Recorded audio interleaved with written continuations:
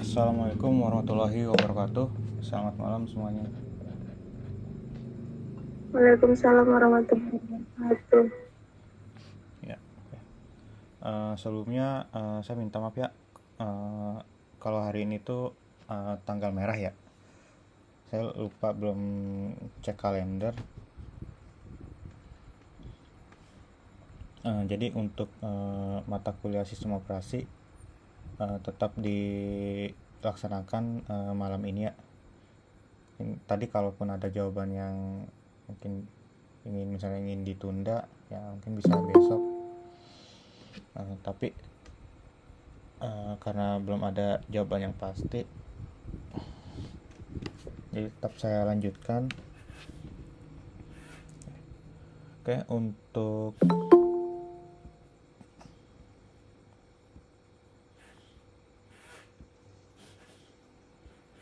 ya, apakah screen-nya sudah terlihat?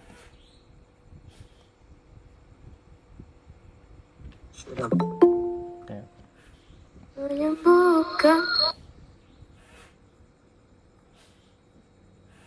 Oke, di sini eh, pada pembahasan kali ini saya akan membahas tentang mengenai file system. Oke. Sebelum membahas mengenai file system,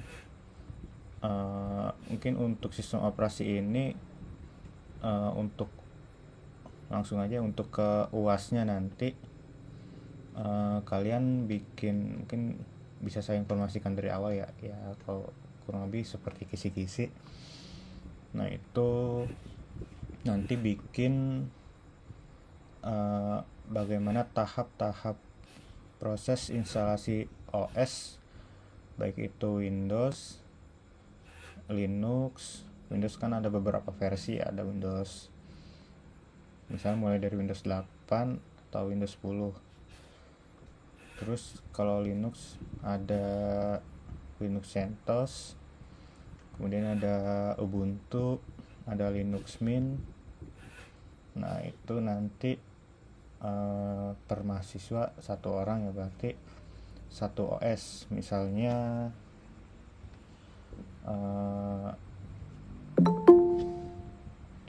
Hamdani. Nah nanti akan saya acak datanya. Nah, misalnya Hamdani dia dapat assign untuk UASnya itu instalasi OS misalnya Windows 8.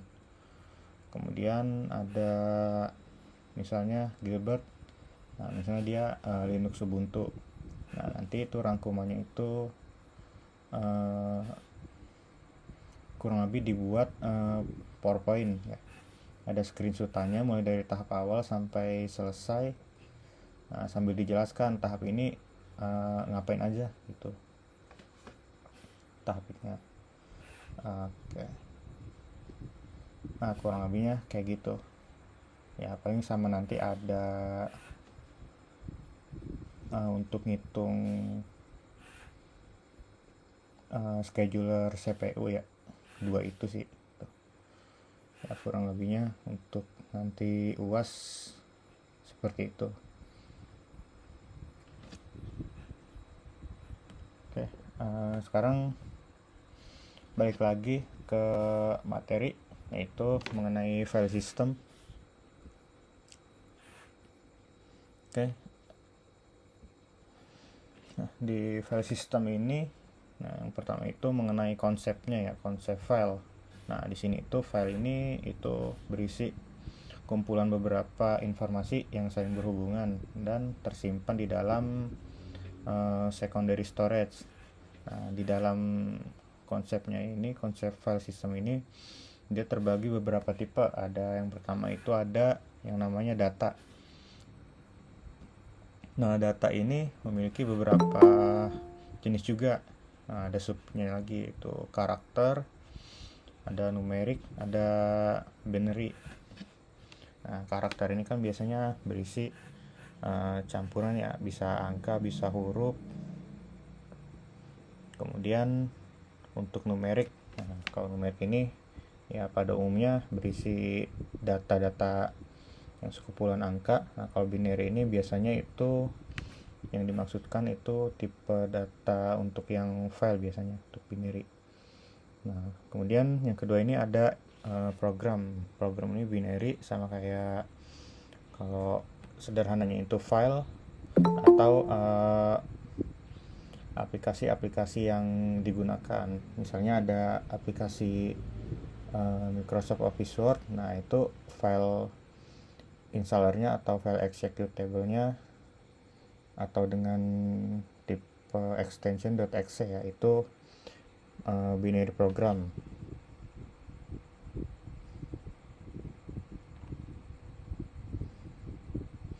Nah, selanjutnya ini ada directory logika atau logic. Nah, kalau di Linux ini dalam bentuk file direktorinya, nah, biasanya ini home data. Nah, kemudian baru nama usernya kalau di logic directory-nya, kalau di Linux itu. Mungkin kalau kita lihat beberapa instalasi ada misalnya kalau yang directory home data ini bisa jarang ditampilkan ya. Itu lebih masuk ke kalau kita masuknya sebagai akses user root biasanya itu kalau ketemunya, atau bisa menggunakan lewat terminal. Nah, biasanya di dalam directory logika ini contohnya misalnya ada folder USR, ada var, ada etc, ada opt tuh. Kemudian device logic dari Linux itu berbentuknya dev sta1. Nah, kemudian untuk yang simple record strukturnya atau line pada baris ya, atau line pada baris di dalam konsep file ini itu ada panjang yang sudah fix dan juga ada panjang yang disesuaikan dengan variabel. Nah, misalnya kalau panjangnya sudah fix dia 50 ya berarti dari simple recordnya itu sudah fix harus 50. Nah, kalau yang sesuai variabel, nah biasanya dia agak dinamis ya, itu untuk length atau panjang recordnya.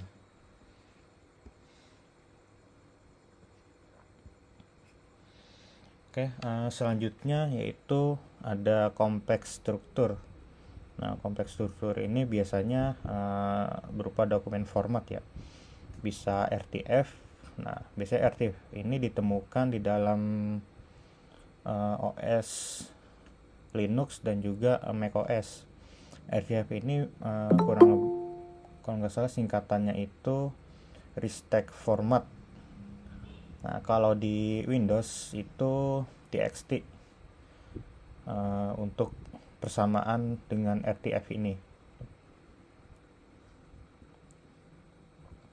Nah, selanjutnya ada HTML juga. Ini salah satu contohnya atau Hypertext Markup Language. Nah, kemudian di sini yang mengaturnya itu ada dari operating system, kemudian ada dari sistem programnya. Ya, selanjutnya yaitu struktur file.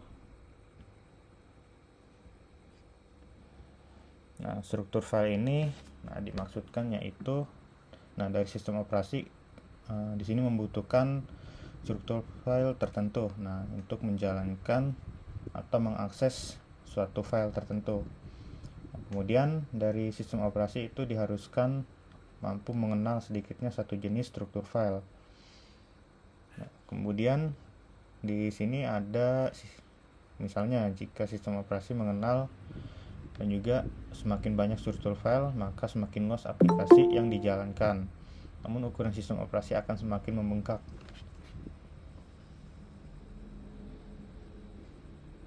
Oke, nah di sini itu ada poinnya jika sistem operasi mengenal semakin banyak struktur file. Nah, contohnya ya struktur filenya di sini ada di sini ada atribut, identifier, type. Nah, kemudian name-nya ini disimpan dalam human readable. Nah, ini yang dimaksudkan dalam struktur file. Nah, jika di sini sistem operasi mengenal semakin banyak struktur, ya maka akan semakin luas aplikasi yang dapat dijalankan, tapi ukuran sistem operasi akan semakin membengkak. Nah, biasanya kayak semakin kayak dari versi ya Windows 7, 8 sampai ke 10 itu kan size OS installernya atau ISO-nya itu semakin besar ya.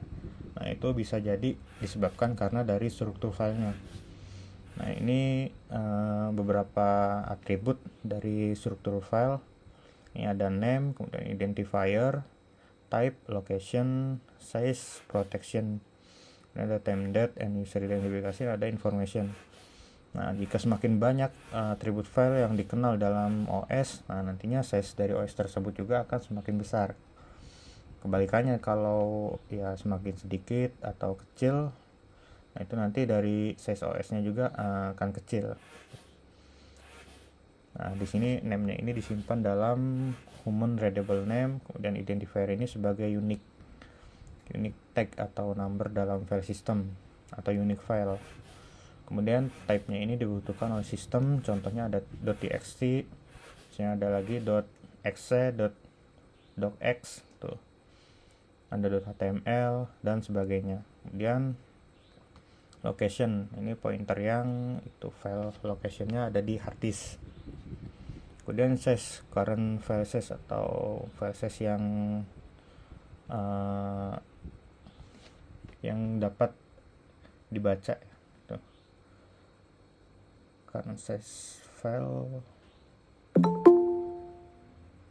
Kemudian ada selanjutnya protection. Nah, di sini siapa saja yang dapat mengakses file tersebut.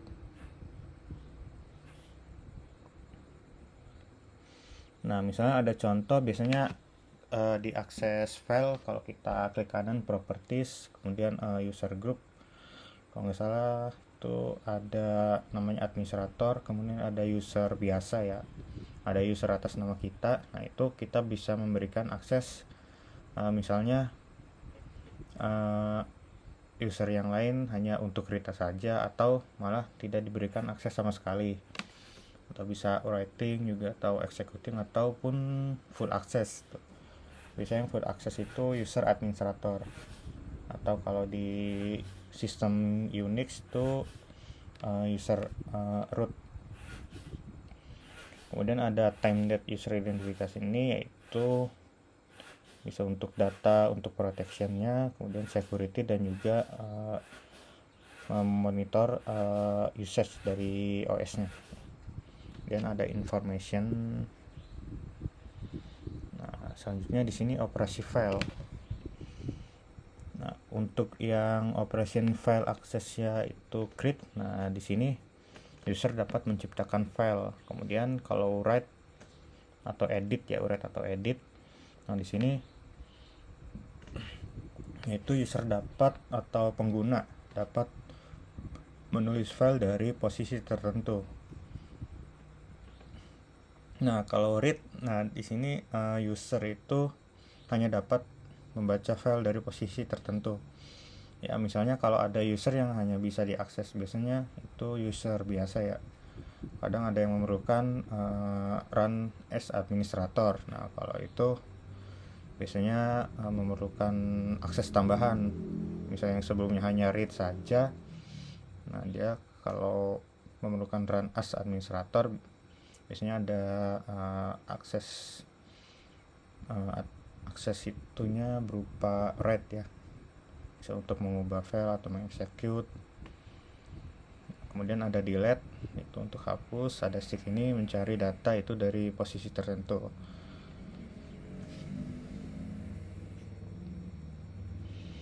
Nah, selanjutnya itu open file. Nah, di sini ketika terjadi open file, data yang harus di maintenance. Nah, di sini ada file pointer. File pointer ini itu lokasinya ada di maintenance ke lokasi read write terakhir. Nah, dalam prosesnya yang membuka file. Kemudian ada file open count atau counter dari beberapa kali sebuah file dibuka. Ya, misalnya kita membuka file dokumen. Nah, di sini nanti akan termaintenance kita membuka file dokumen itu berapa kali, misalnya dari selama kita menghidupkan laptop sampai kita menutupnya gitu. Ada monitoringnya. Dan di lokasi disk, di sini ada tempat penyimpanan file. Nah, di sini berisi cache dan juga itu cache-nya berisi dari informasi akses data. Nah, cache ini biasanya kalaupun kita sudah shutdown biasanya akan hilang ya. Cache sama seperti biasanya ada di temporary file juga.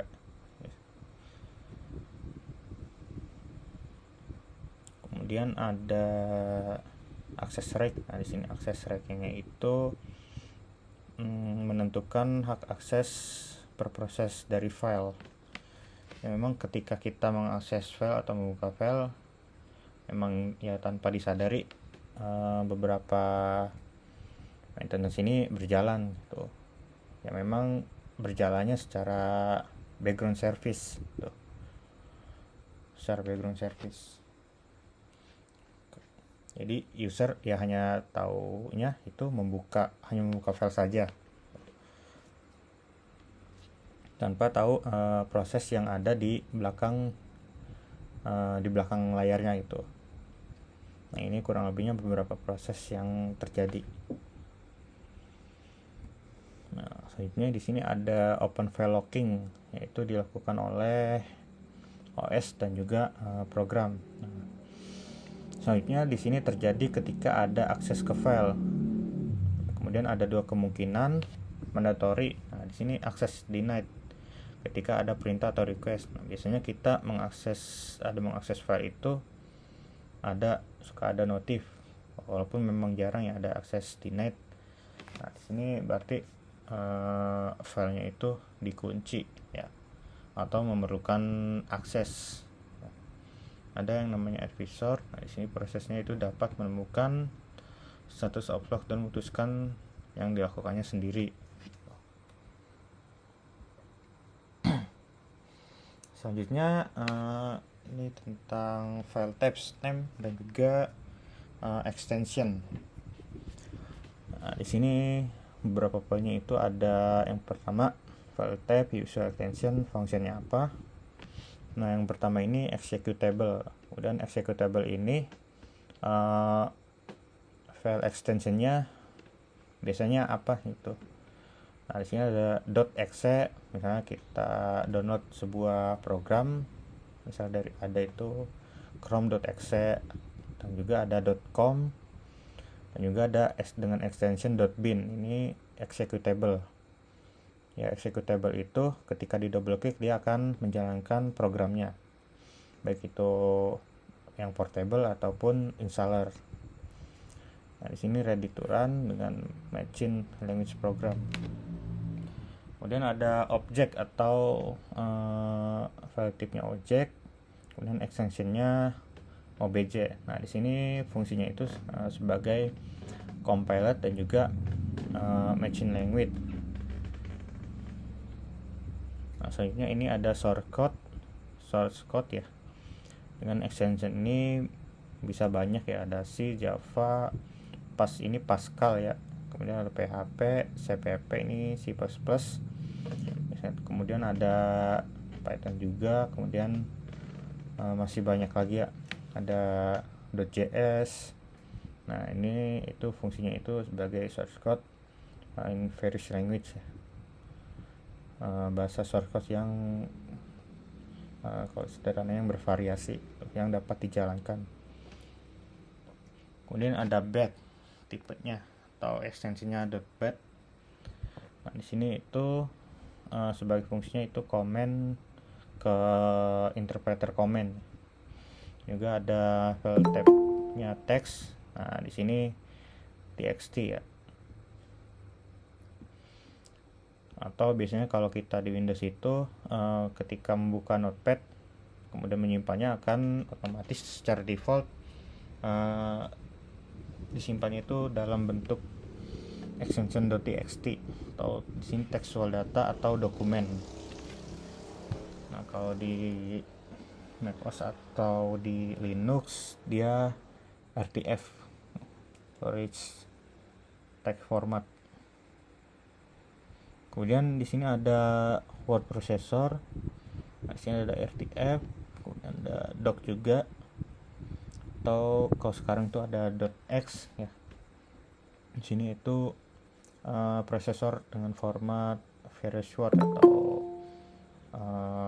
fungsinya itu sebagai pengolah kata.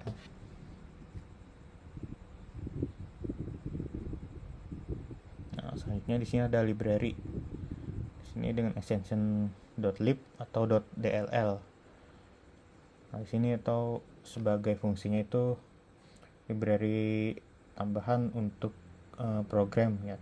Kalau di sini library yang rutin untuk programmer atau yang sering digunakan. Nah, biasanya pakai lib itu bisa di PHP juga ada .dll, .lib, kemudian di Java, kemudian hampir di bahasa pemrograman yang lain juga ada ya .lib. Di Node.js, nah .dll juga banyak yang digunakan. Misal kita menginstal aplikasi, ada misalnya file .dll nya ada yang rusak, maka kita biasanya harus mencari atau download file DLL yang baru. Misal kemudian ada juga kita sedang menginstal game, nah tapi memerlukan file .dll yang lain. Nah, maka dari itu ya, kita harus juga mencarinya, kemudian diletakkan pada direktori tertentu.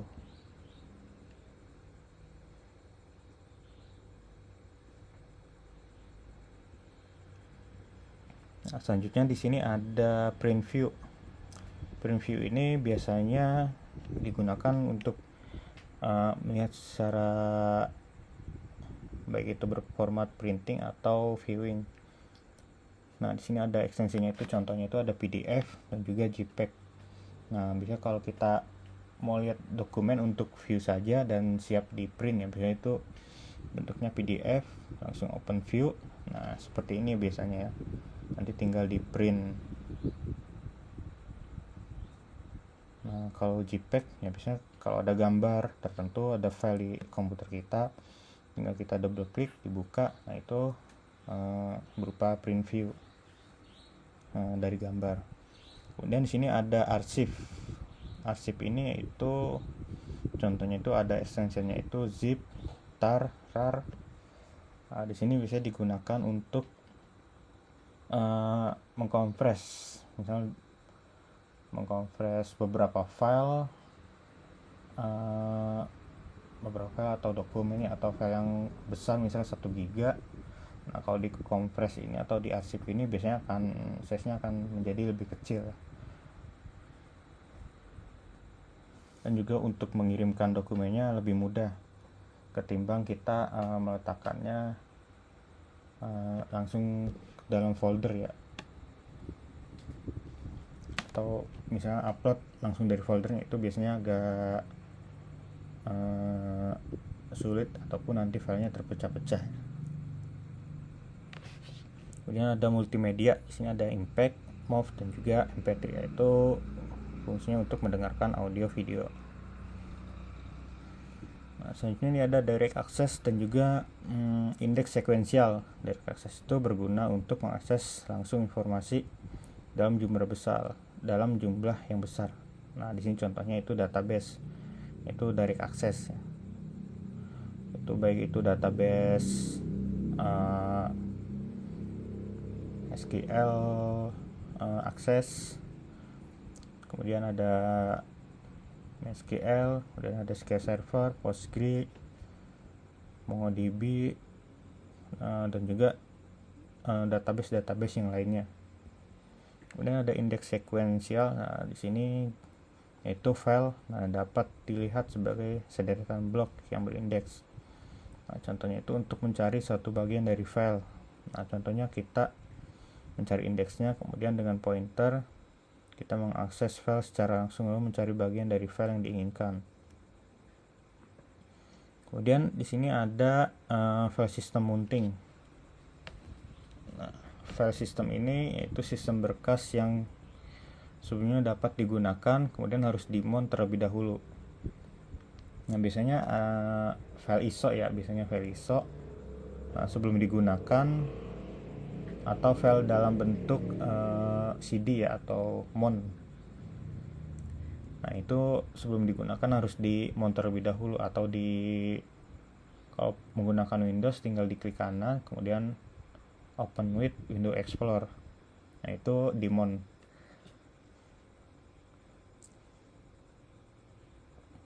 Nah, mounting ini yaitu proses paling awal sebelum membuka sebuah direktori, yaitu dengan membuat sebuah direktori baru ke tempat file sistem tersebut diletakkan. Nantinya biasanya itu akan membuat direktori baru dalam bentuk CD atau kayak seperti CD-ROM.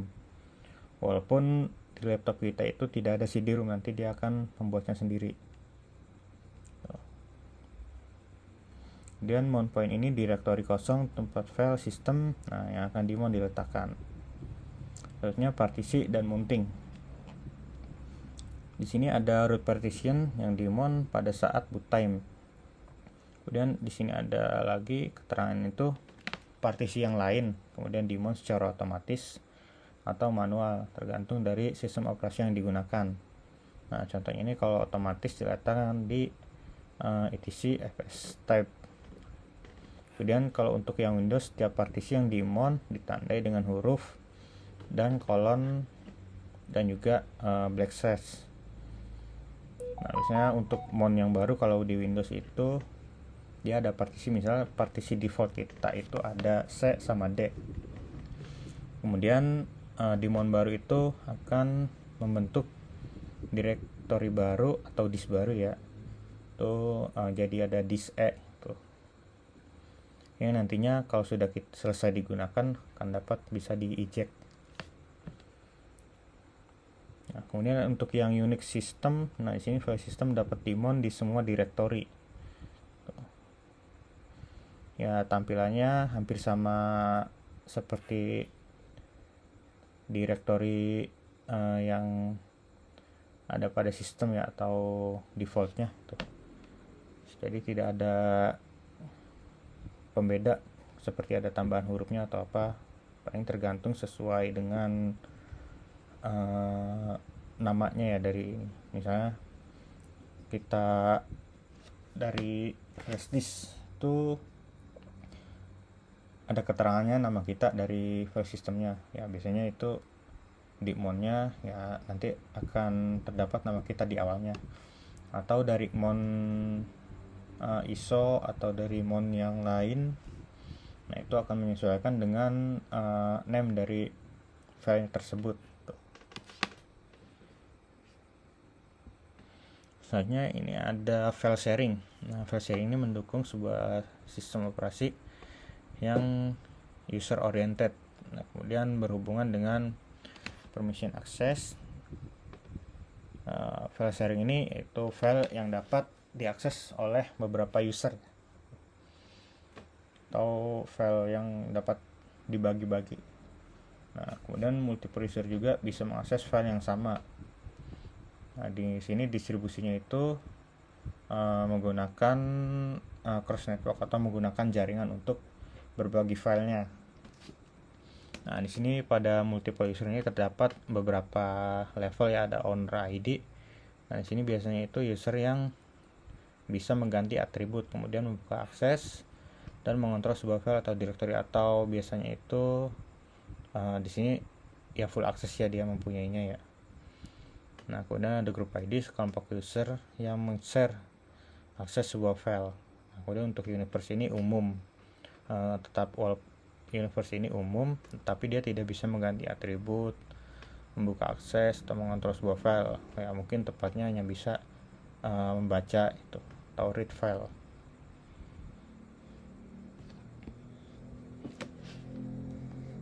Oke, selanjutnya di sini ada protection. Nah, protection ini itu yang pertama ada file owner atau creator yang harus dikontrol. Oke, di sini ada yang harus dikontrol itu oleh owner atau creator. Ini apa yang harus dilakukan dan juga oleh siapa. Nah, apa yang dilakukan itu untuk protection ya, dilakukan untuk file, kenapa dilakukan protection, dan juga oleh siapa tuh, yang melakukan protection.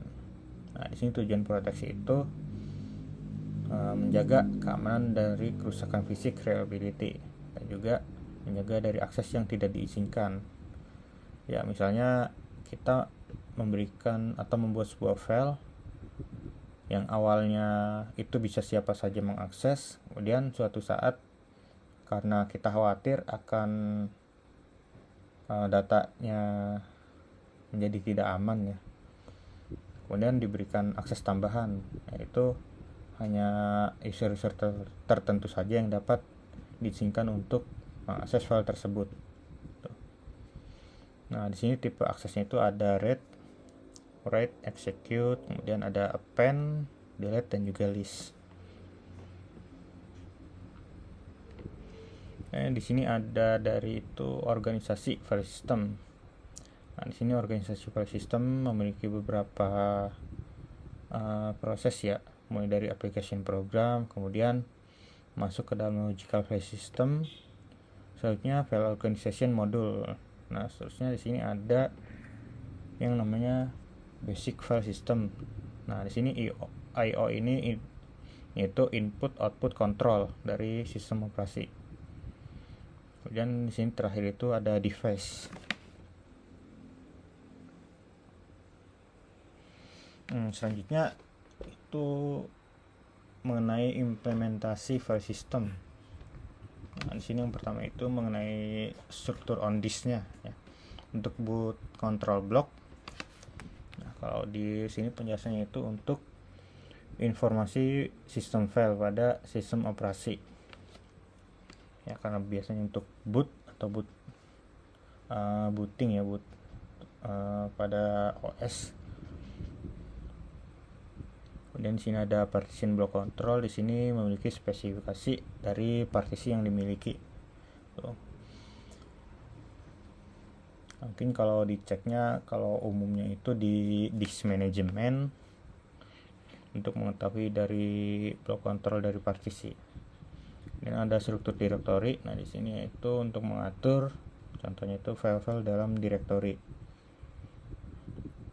Ya, misalnya kita mengatur, misalnya untuk menginstal sebuah aplikasi, nah misalnya itu ada pilihan ya, misalnya untuk defaultnya di C program, kemudian baru nama aplikasinya, atau kita bisa mengubahnya sesuai dengan keinginan kita. Nah, itu untuk mengatur file dalam directory atau file data pribadi ya. Nah, itu bisa kita atur dalam direktori yang mana gitu. Nah, di sini untuk PCB ini itu atau file control block ya. Di sini itu detailnya mengenai file yang spesifik. PCB ini ya, berisi file-file yang spesifik mengenai block control.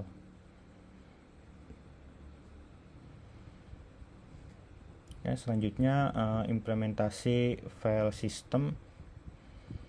Yang di sini ada struktur in memory, kemudian ada table partition atau itu informasi semua partisi yang dimount ya.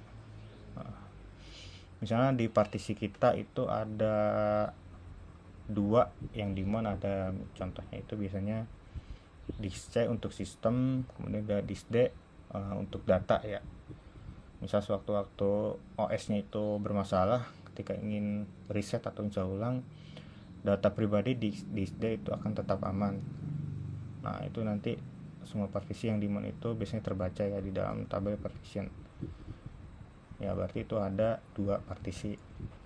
Nah, selanjutnya untuk struktur directory ini itu terdapat atau berisi informasi mengenai directory yang paling sering diakses. Nah, misal kita sering mengakses data pribadi, ya berarti nanti ada informasinya yaitu atau monitoringnya, ya berarti file atau directory tersebut yang memang sering diakses oleh pengguna atau kita ya, atau user. Nah, selanjutnya ini ada sistem wide open file table atau kopian dari PCB. Selanjutnya ini proses open file table, yaitu berisi daftar pointer yang menunjuk akses dalam sistem wide open file table.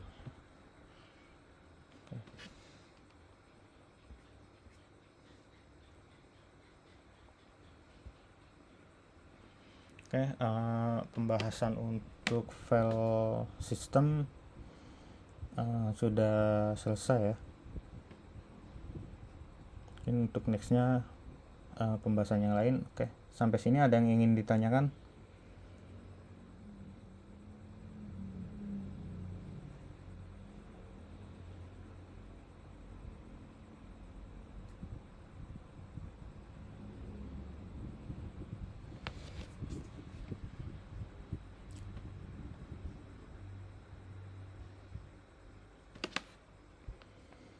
Oke, ada yang ingin tanyakan? Saya tunggu sampai jam 21.15 ya.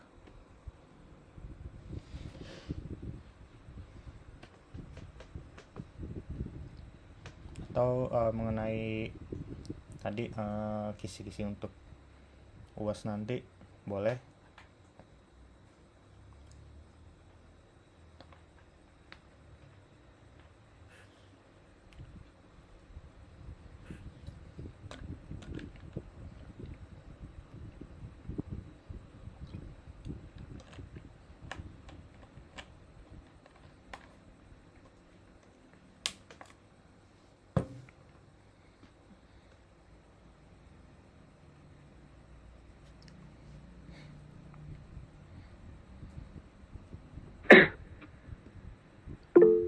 Ya, silakan Denny. Pak, izin bertanya, buat UAS nanti file Windowsnya itu nyari sendiri atau gimana, Pak? Oke, untuk yang instalasi OS-nya ya. Iya, Pak. Oke, nanti kan sebelumnya akan saya berikan datanya sesuai data di data mahasiswa atau di absensinya. Nah, misalnya nanti ada keterangannya dengan NIM, nama, nanti OS-nya yang harus dikerjakan atau dibikin sebuah presentasi mulai dari proses awalnya sampai selesai. Dia dapatnya instalasi Windows 8. Nah, berarti harus Windows 8. Kemudian ada juga misalnya yang dapat Windows 10, ada juga nanti yang dapat Linux gitu. Mungkin kurang lebihnya sebentar akan saya share untuk proses instalasinya ya, seperti ini ya.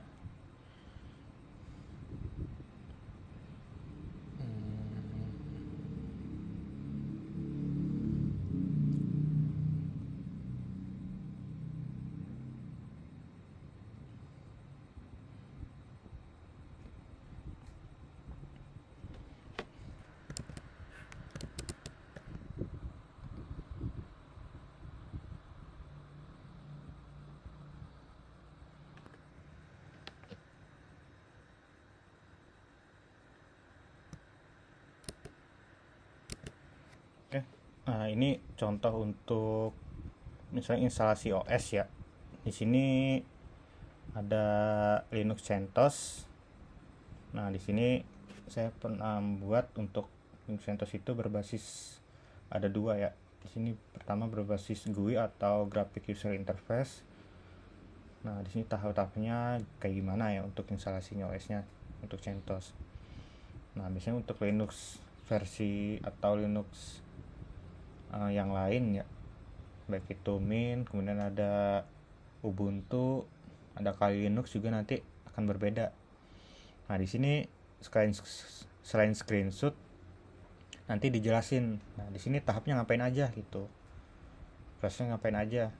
Nah, di sini English ini apa sih? Tuh fungsinya buat ngapain gitu. Biasanya yang pertama ini untuk bahasa dan yang sebelah kanan ini untuk keyboard, inputan keyboardnya. Nah, nanti jelasin tuh. Nah, di sini software selection tuh apa tuh? Dia terdapat apa isinya tuh. Kalau yang Windows biasanya lebih simple sih ya, kalau yang saya sering coba tuh. Nah, di sini ya kita beri tanda atau nanti penjelasannya dia ngapain ya tahapnya. Nah, di sini ada alert ya, installation destination-nya. Kenapa nih installation destination-nya? Nah, di sini harus dipilih disk atau partisi yang akan dijadikan sebagai penyimpanan untuk OS-nya. Berarti kita harus memilih nih di sini. Nantinya akan ke tahap berikut. Nah, kalau sudah dipilih, nah di sini sudah tidak ada alertnya pada installation destination. Ya, tinggal dilanjutkan untuk begin. Dan begitu sampai selesai.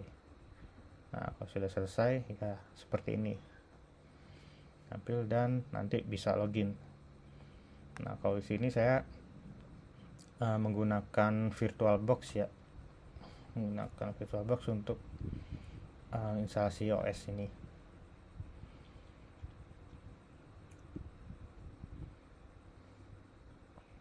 Ya, nanti per mahasiswa beda-beda dapatnya. Bisa itu dari keluarga Linux, baik dari keluarga Windows.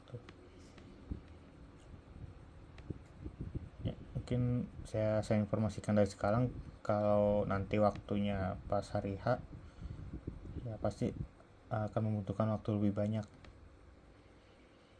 Tuh. Ya, nanti akan saya informasikan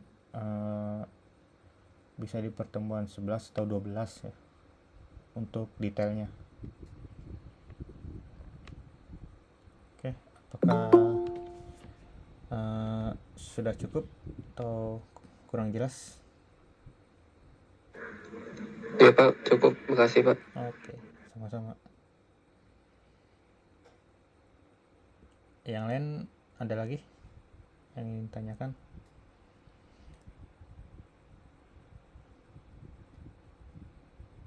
Kalau tidak ada, saya akhiri untuk pertemuan pada malam hari ini, dan juga nanti recordnya akan saya share.